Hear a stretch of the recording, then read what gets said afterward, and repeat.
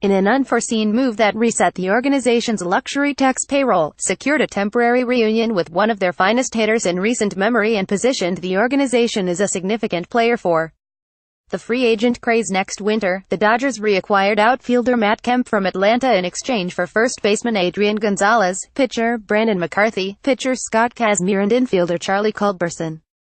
The Dodgers are expected to flip Kemp, who spent 9 seasons with the organization before being traded to San Diego in a roster-reshaping deal made during Andrew Friedman's first offseason as president of baseball operations. Kemp facilitated this latest trade not with his play, but with the nature of his contract, which nearly offset the money owed Gonzalez, Kazmir and McCarthy.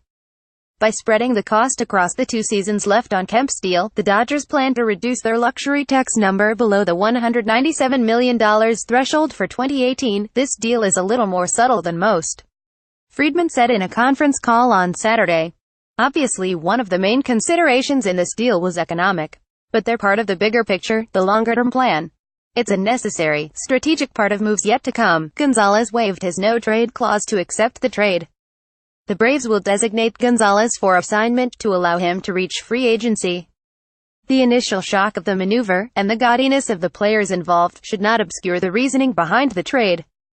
Penalized for the past 5 seasons for luxury tax violations, the Dodgers sought financial relief and flexibility for after the 2018 season, when Clayton Kershaw could join a star-studded class of free agents that includes Bryce Harper, Manny Machado, Andrew Miller and Craig Kimbrell. Friedman declined to speculate on where the organization will turn. He offered only a quip when reminded of what awaits after 2018. "Oh, I hadn't noticed," Friedman joked. Is there a big free agent class next winter? In order to take part in that market, the Dodgers needed to realign their payroll. As 5-time offenders, the team was penalized 50% for every dollar spent above the threshold in 2017.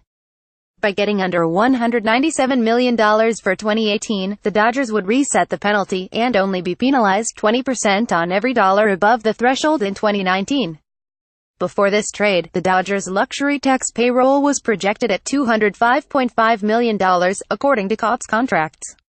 Kemp is owed $43 million through 2019. The Dodgers owed their trio $47.5 million, and sent some money to Atlanta to ease the transfer. In the process, the Dodgers will reduce their luxury tax number by about $23 million. The Dodgers still have some room to spend to refurbish their bullpen, and are close to signing right-hand pitcher Tom Kohler. They could also pursue free agent outfielder Lorenzo Cain or rekindle discussions with Pittsburgh about former National League MVP Andrew McCutchen. The creativity of this trade sprung, in part, from the relationships of the men shaping it. Braves general manager Alex Anthopoulos had spent the past 2 seasons as a vice president in the Dodgers organization.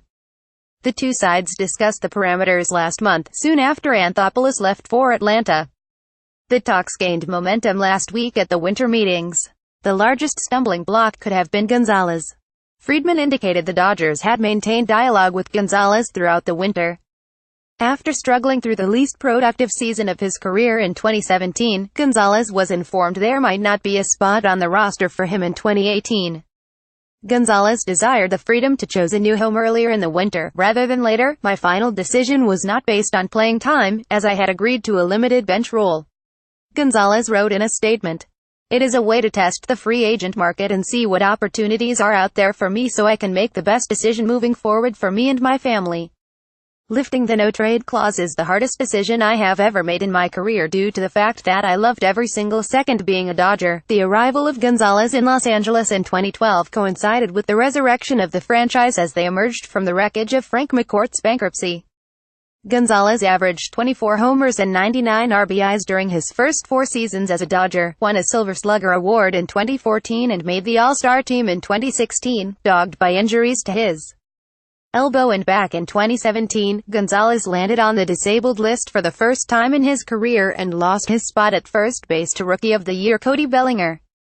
Gonzalez was left off the playoff roster, and the Dodgers did not appear to have much playing time to offer him going forward. "The entire Dodger Nation welcomed me with open arms and took me in right away," Gonzalez said.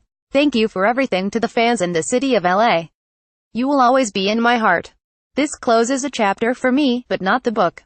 There were less elegiac goodbyes for McCarthy and Kazmir, both of whom underperformed after signing as a free agents. McCarthy underwent Tommy John surgery in 2015 and struggled with mechanical glitches during the past 2 seasons. Kazmir did not pitch in 2017 as he dealt with a mysterious hip condition. The Dodgers had tried to bundle the trio of Gonzalez, Kazmir and McCarthy to Miami in discussions for Giancarlo Stanton. When Stanton went to the new YOK Yankees, Friedman kept searching for a new home. He found one in Atlanta, and all it cost was taking back Kemp, who hit 19 homers with a .781 on-base plus slugging percentage for the Braves last season. A logjam of outfielders may prevent Kemp from suiting up as a Dodger again.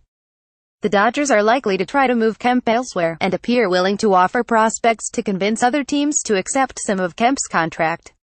Friedman said he communicated this with Kemp after the trade was made. "I was very open and honest with him about what the future might hold," Friedman said.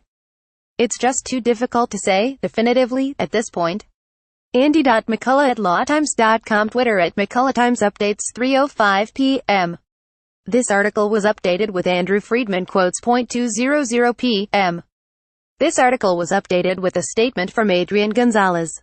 This article was originally published at 12:20.